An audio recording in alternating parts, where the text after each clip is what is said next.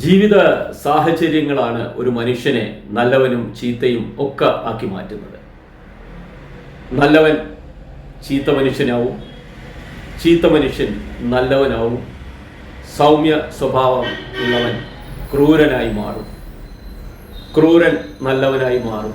അങ്ങനെ എല്ലാം ആയി മാറും. അത് മനുഷ്യർക്ക് മാത്രമല്ല, സർവ ജീവജാലങ്ങൾക്കും ഇത് ബാധകമാണ്. അവരും സാഹചര്യങ്ങൾക്കനുസരിച്ച് മാറിക്കൊണ്ടേയിരിക്കും. നമ്മൾ ഒരു സിനിമയിൽ മുകേഷ് പറയുന്നത് കേട്ടിട്ടുണ്ട്, ഒരു ആന പിന്നിൽ കുത്താനായി ഓടി വരുന്നു എന്ന് സങ്കല്പിക്കുകയാണ്. അങ്ങനെ ഒരു സിറ്റുവേഷൻ വന്നാൽ നമ്മൾ എന്ത് ചെയ്യും? നമ്മൾ സർവശക്തിയും എടുത്ത് ഓടും. നമ്മൾ ചിലപ്പോൾ ജീവിതത്തിൽ ഒരിക്കലും അങ്ങനെ ഓടിയിട്ടുണ്ടാവില്ല. നമ്മൾ എത്താൻ പറ്റാത്ത സ്ഥലങ്ങളിലൊക്കെ കയറി പറ്റും.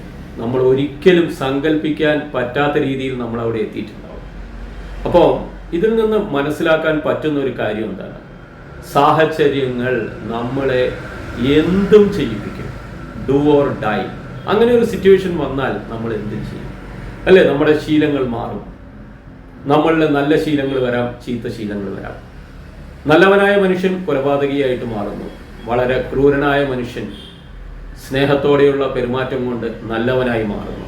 അപ്പോൾ ഇതെല്ലാം സാഹചര്യങ്ങൾക്ക് അനുസൃതമാണ്. സാഹചര്യങ്ങൾ മനുഷ്യൻ്റെ മനസ്സിൽ വരുത്തുന്ന മാറ്റങ്ങളാണ് ഇതൊക്കെ. ആ മാറ്റങ്ങൾക്കനുസരിച്ച് നമ്മൾ പ്രവർത്തിച്ചു കൊണ്ടേയിരിക്കും. അപ്പോൾ ഇതെല്ലാം നമ്മുടെ ഉള്ളിൽ തന്നെ ഉള്ള കാര്യങ്ങളാണ്. എല്ലാം ഉള്ളിലുണ്ട്. ഈ കഴിവുകളൊക്കെ നമ്മുടെ ഉള്ളിലുണ്ട്. ചിലപ്പോൾ നമ്മൾ തന്നെ വിചാരിക്കും, ഇത് നമ്മളാണോ അങ്ങനെ ചെയ്തതെന്ന്. യെസ്, നമ്മൾ തന്നെയാണ് ചെയ്തത്. പക്ഷെ നമുക്ക് അത് അറിവില്ലാതെ പോയി. നമ്മൾക്ക് ഇങ്ങനെ ഒരു കഴിവുണ്ട്. അപ്പോൾ ഇത്തരത്തിലുള്ള കഴിവുകൾ നമ്മൾ കണ്ടെത്തണം, അതിനെ നമ്മൾ പ്രോത്സാഹിപ്പിക്കണം. ഇതെല്ലാം നമ്മുടെ അകത്ത് തന്നെയുണ്ട്. സാഹചര്യങ്ങൾ വരുമ്പോൾ അത് പുറത്തേക്ക് വരുന്നു എന്ന് മാത്രം. അപ്പോൾ എല്ലാം കൂടി ചേർന്ന ആളുകളാണ് നമ്മൾ.